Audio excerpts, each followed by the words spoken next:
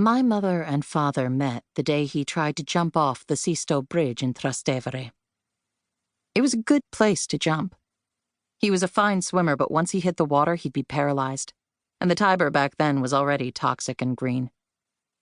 My mother always walked like it was raining, head down, shoulders hunched, especially when she was alone.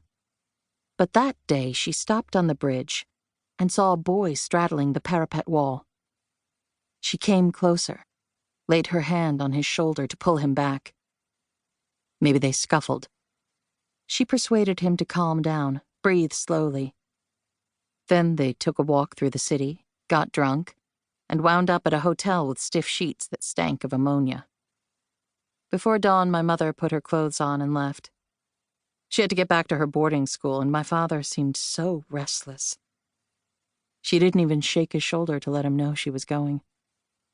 The next day, she stepped outside the school with her girlfriends and saw him leaning against a car, his arms crossed. And right then, she knew she was doomed. I've always envied her mystical, woeful expression when she speaks of him at that moment. I've always been jealous of that apocalypse. That day in front of her school, my father wore tapered jeans, a blue shirt with the sleeves rolled up, and he was smoking a Marlboro Red. He smoked 2 packs a day. He'd come to pick her up in front of the State Institute on Via Nomentana, and that's when their life together began. "How did he manage to find me?" she'd say. When I was little and she told me this story, she transformed my father into a mysterious wizard who could capture us anytime, anywhere.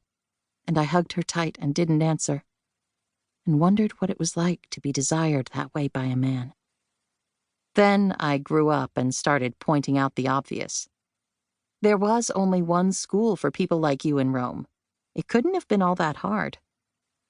She'd nod, then shake her head. He found her because he had to. Though their marriage ended, she never regretted pulling him off that bridge. He was deaf, like her. And their relationship held something closer, something deeper than love. My father and mother met the day he tried to save her from an assault in front of the Trastevere station.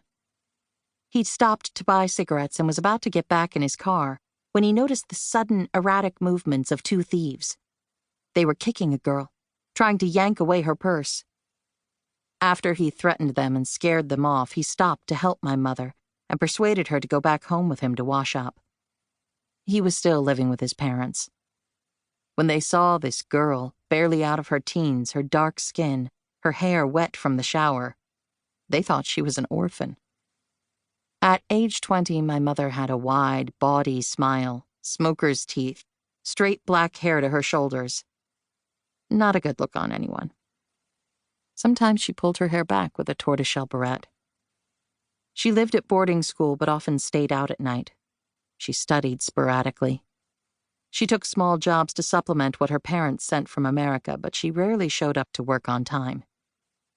From the day he appeared, they started going out. They spoke the same language composed of gasps and words pronounced too loudly, but it was their behavior that drew looks on the street. They shoved past people as they walked, not turning to apologize, exuding difference. He had light brown hair, full lips, aristocratic features. She barely came to his shoulder and seemed to have stepped out of some guerrilla squad.